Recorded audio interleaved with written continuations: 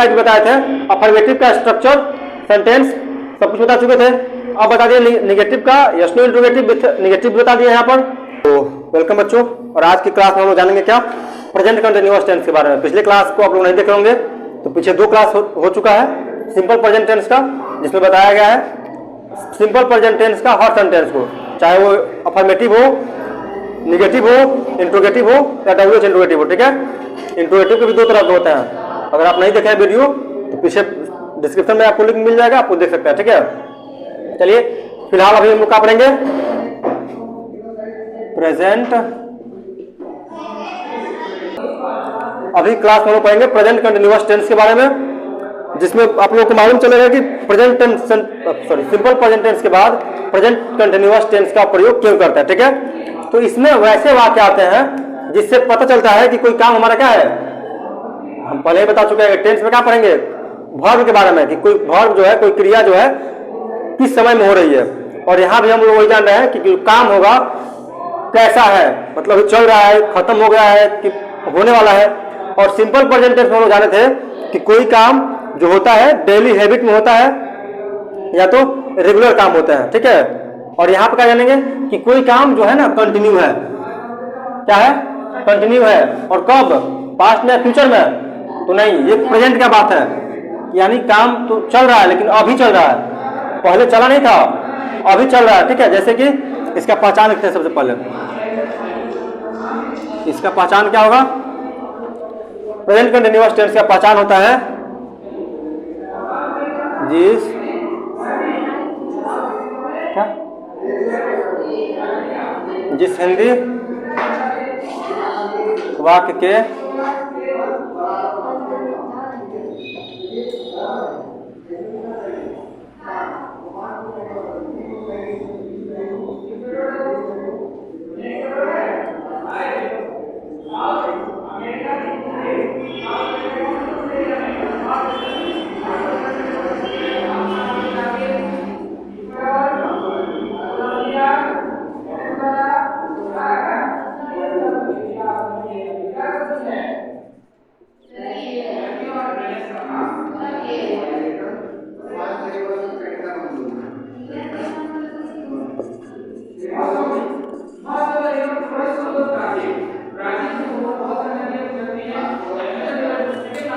लिख रहे हो तुम लोग, चल रहा वीडियो।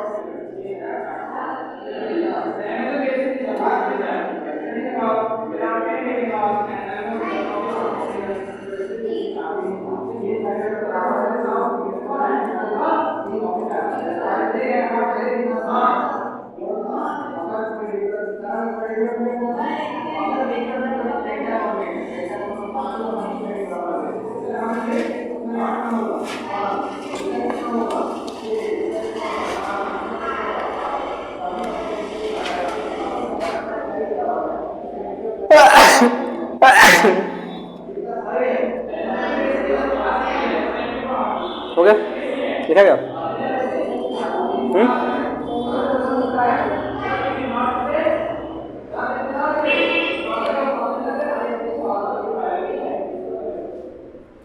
प्रेजेंट कंटिन्यूअस टेंस के अंतर्गत हम क्या पढ़ते हैं, तो उसका पहचान अगर देखेंगे, प्रेजेंट कंटिन्यूअस टेंस को सबसे पहले ये समझना होगा कि पहचानेंगे कैसे।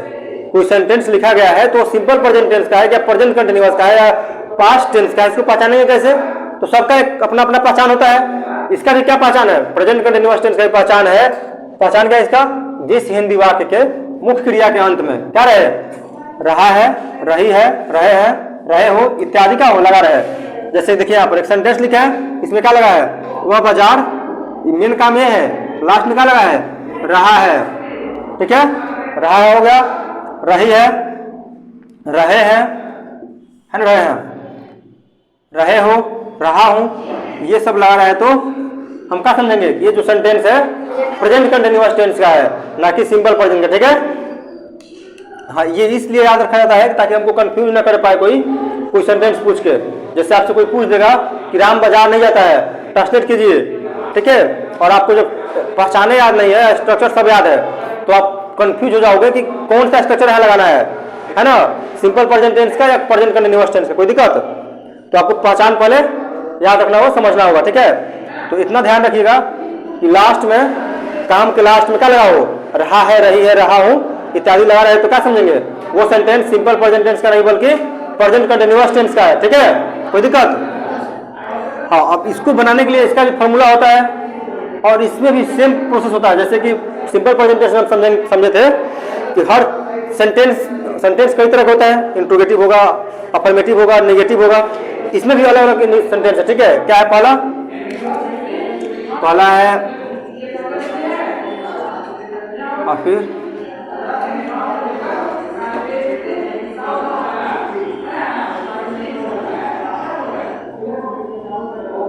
अफर्मेटिव सेंटेंस है। और इसका स्ट्रक्चर क्या होगा भाई, तो थोड़ा ध्यान दीजिएगा।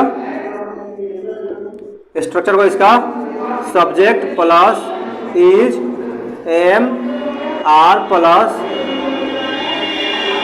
V4 प्लस ऑब्जेक्ट, लास्ट में फुल स्टॉप लगा देंगे।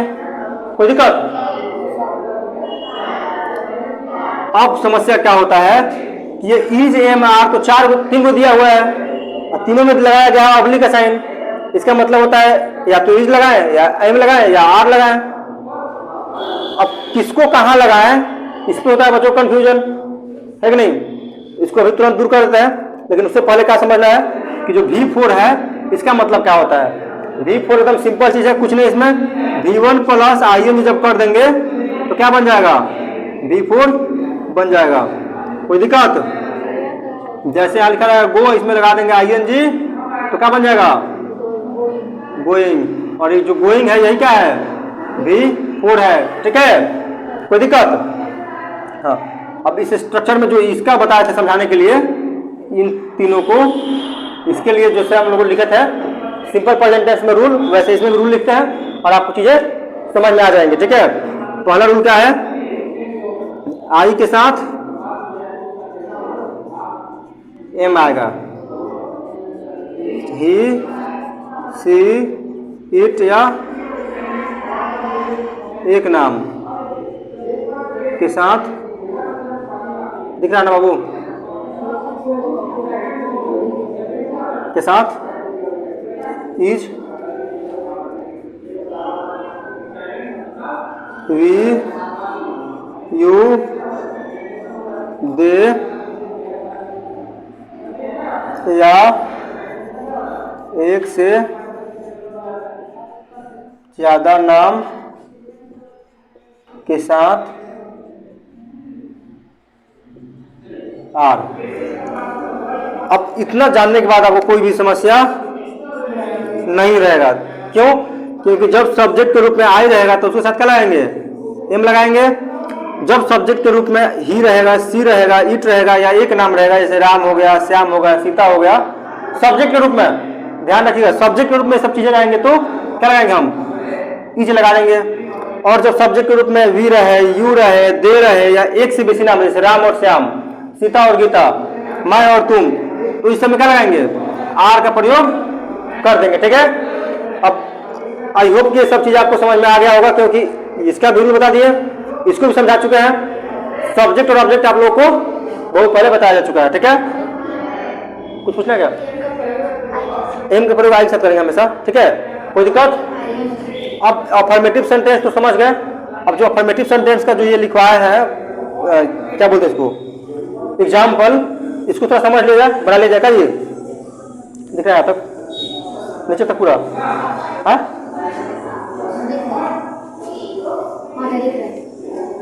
तो तो चलिए इसको बनाते हैं पहले, 1 नंबर 2 नंबर और 3 नंबर। पहला क्या है, वह बाजार जा रहा है। सब्जेक्ट क्या है यहाँ पर, ही है, 1 नंबर का सब्जेक्ट ही, और ही के साथ क्या लगाएंगे यहाँ पर, देखिए ही है तो क्या लगाएंगे, इज, ही इज। उसके बाद क्या है, इज एम आर के बाद V4, जाने के लिए गो, अब गो में लगाएंगे ING तो क्या हो जाएगा, गोइंग। ठीक है, he is going to market, कोई दिक्कत। दूसरा सेंटेंस क्या है, मैं क्रिकेट खेल रहा हूं। सब्जेक्ट हो गया मैं के लिए आई, और आई के साथ क्या लगता है, हमेशा एम लगेगा, आई एम। खेलना का क्या होता है, मैं क्रिकेट खेल रहा हूं ना, खेलने के लिए प्ले, अब प्ले में लगाएंगे ING तो बन जाएगा V4, आई एम प्लेइंग क्या, क्रिकेट। तीसरा सेंटेंस क्या अपने पास, तुम आम खा रहे हो।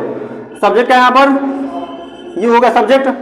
अब क्या है, काम क्या हो रहा है यहाँ पर, सॉरी यू के साथ क्या लगाएंगे, यू के साथ यहाँ पर देख लीजिए क्या लगाते हैं, आर। यू आर क्या कर रहे हो, खा रहे हो ना, खाने के लिए ईट, लगा देंगे ING तो हो जाएगा V4। यू आर ईटिंग क्या, मैंगो ना, ये मैंगो। आई होप आपको ये सारी कंसेप्ट समझ में आ गई होगी। ठीक है, चलते हैं इसके निगेटिव और इंट्रोगेटिव स्ट्रक्चर की तरफ। ठीक है, इसको यूज करते हैं, और आप चाहे तो इसको स्क्रीनशॉट कर सकते हैं। तो जैसा कि आप लोगों ने पिछले स्लाइड में प्रेजेंट कंटीन्यूअस टेंस का पहचान देखा, और अफर्मेटिव सेंटेंस का स्ट्रक्चर और सेंटेंसों को देख लिया आप लोगों ने। अब इस स्लाइड में क्या देखेंगे हम लोग, नेगेटिव सेंटेंस क्या होता है। ठीक है, negative sentence yes no interrogative, W H interrogative, क्योंकि ये दोनों ही इंट्रोगेटिव के ही पार्ट है। ठीक है, ये दोनों इंट्रोगेटिव के ही पार्ट है, लेकिन दोनों अलग अलग होता है, क्योंकि ये दोनों क्या है, इंटेरोगेटिव ही है। क्या है, दोनों इंट्रोगेटिव ही है, लेकिन दोनों क्या है, अलग अलग है, दोनों का मतलब अलग अलग होता है, दोनों को लिखाता अलग अलग है, और दोनों को बनाने का स्ट्रक्चर भी अलग अलग है कि नहीं। तो देखिए पहला क्या है, नेगेटिव सेंटेंस का स्ट्रक्चर है, subject is am are plus not plus V4 plus object. ठीक है, इसका एग्जाम्पल क्या है, राम किताब नहीं पढ़ रहा है, मैं क्रिकेट नहीं खेल रहा हूं, तुम बाजार नहीं जा रहे हो। ये सारे सेंटेंस क्या है, निगेटिव है। इसका स्ट्रक्चर के आधार पर हम क्या करेंगे, सेंटेंस में ट्रांसलेट करेंगे। ठीक है, जैसे कि सब्जेक्ट आएगा पहले, तो राम आ गया पहले, राम के लिए राम इज, राम कैसे जाएगा, नोट के लिए नहीं, सॉरी नहीं के लिए नोट, और V4 उसको ऑब्जेक्ट आ गया, कोई दिक्कत। दूसरा है मैं क्रिकेट नहीं खेल रहा हूं, तो सब्जेक्ट है मैं, आई हो गया, उसके साथ एम लगेगा, नहीं के लिए नॉट, V4 और ऑब्जेक्ट, कोई दिक्कत।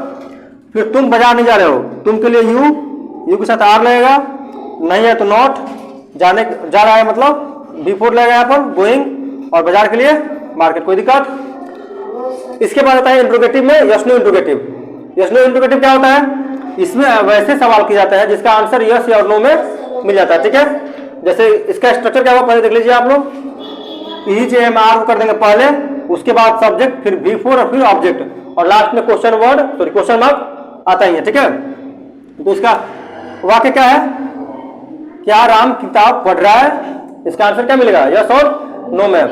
फिर क्या मैं क्रिकेट नहीं खेल रहा हूं, क्या तुम बाजार जा रहे हो, हाँ यहाँ पर नहीं लगाए हैं इसलिए ताकि थोड़ा सा आप लोग देखिए, निगेटिव तो यहाँ समझ में आया, लेकिन और इंट्रोगेटिव निगेटिव दे दिया साथ में तो क्या कीजिएगा, तो उसको भी थोड़ा सा समझ लेना। ठीक है, राम किताब, क्या राम किताब पढ़ रहे हैं, तो उसके लिए क्या बनेंगे, पहले ई जाएगा, फिर राम, क्योंकि राम है तो राम के साथ क्या आता है, एक नाम के साथ ही जाता है, तो इस पहले लगाएंगे, फिर राम, उसके बाद V4, फिर ऑब्जेक्ट आ गया, कोई दिक्कत। उसके बाद क्या है, क्या मैं क्रिकेट नहीं खेल रहा हूं, तो मैं के लिए क्या आएगा, आई, और आई के साथ एम आएगा, तो एम आई प्लेइंग, लेकिन यहाँ पर देखिए नहीं भी दिया हुआ है, तो क्या लगाएंगे यहाँ पर हम लोग नॉट को लगा देंगे, am I not playing cricket, कोई दिक्कत। मतलब सब्जेक्ट के बाद क्या आएगा, नॉट आएगा। ठीक है, you are going to market, क्या तुम बाजार जा रहे हो, तो you are going to market दिखा है आपको, करवा दिए। फिर यहाँ पे क्या किया गया है, क्या तुम बाजार जा रहे हो, ये क्या है, इंट्रोगेटिव है, कौन सा, यस नो।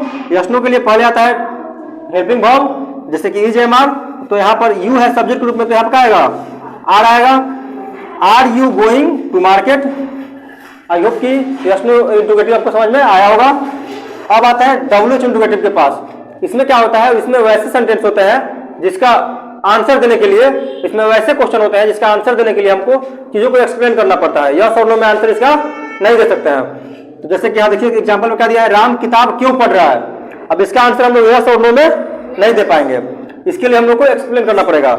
मैं क्रिकेट कैसे खेल रहा हूँ, इसके लिए भी एक्सप्लेन करना पड़ेगा। और तुम बाजार कब जा रहे हो, इसके लिए भी हम यस और नो में आंसर नहीं दे पाएंगे, यानी इसमें भी एक्सप्लेन करना पड़ेगा। इसमें करेंगे क्या, इसका स्ट्रक्चर ध्यान में रखेंगे हम लोग। WH वर्ड जो होता है, सिंपल प्रेजेंट टेंस जब पढ़ा रहे थे तो उसमें बता चुके हैं आपको क्या होता है। WH वर्ड लगाएंगे पहले, उसके बाद EJMR किसके अनुसार, सब्जेक्ट के अकॉर्डिंग, ठीक है। और तब V4 और लास्ट में ऑब्जेक्ट और सबसे लास्ट में क्वेश्चन मार्क लगाएंगे, ठीक है। तो देखिए यहाँ पे इंट्रोगेटिव वर्ड कौन सा है, यही ना है WH वर्ड। इसका इंग्लिश आप लोग को बता चुके हैं हम। पहला में इसका इंग्लिश क्या होगा, वाई। उसके बाद वर्ब सॉरी सब्जेक्ट क्या है, राम है, तो राम के हिसाब से यहाँ राम लिखा था, यूज कर दिए। Why is Ram reading a book. फिर क्या होगा, कैसे है, तो कैसे के लिए हाउ, सब्जेक्ट मैं, तो मैं के साथ क्या लगेगा, आई। How am I playing cricket. उसके बाद तुम बाजार कब जा रहे हो, कब के लिए वेन, तुम के लिए आर, और तुम के लिए क्या होता है, यू। और चूंकि यू सब्जेक्ट है तो यू के साथ क्या लगता है, आर लगता है, तो यू के साथ आर लग गया। और वेन आ गया कब के लिए, तो when are you going to market. I hope आप लोगों को सिंपल प्रेजेंट टेंस समझ में आया था, वैसे ही प्रेजेंट कंटीन्यूअस टेंस भी समझ में आ ही गया होगा। क्योंकि इसके पहले क्या बताए थे, इसके पिछले स्लाइड में बताए थे अफर्मेटिव का स्ट्रक्चर, सेंटेंस सब कुछ बता चुके थे। अब बता दिए निगेटिव का, यस नो इंट्रोगेटिव निगेटिव बता दिए यहाँ पर, और WH इंट्रोगेटिव भी बता दिए। इसमें भी अगर निगेटिव बनाना होगा तो जहां हम आई लगाए हैं, राम लगाए हैं, यू लगाए हैं, सब्जेक्ट लगाए हैं, उसके बाद हम लोग क्या कर सकते हैं, नॉट का प्रयोग करके निगेटिव बना सकते हैं, है ना। मिलते हैं अगले वीडियो में।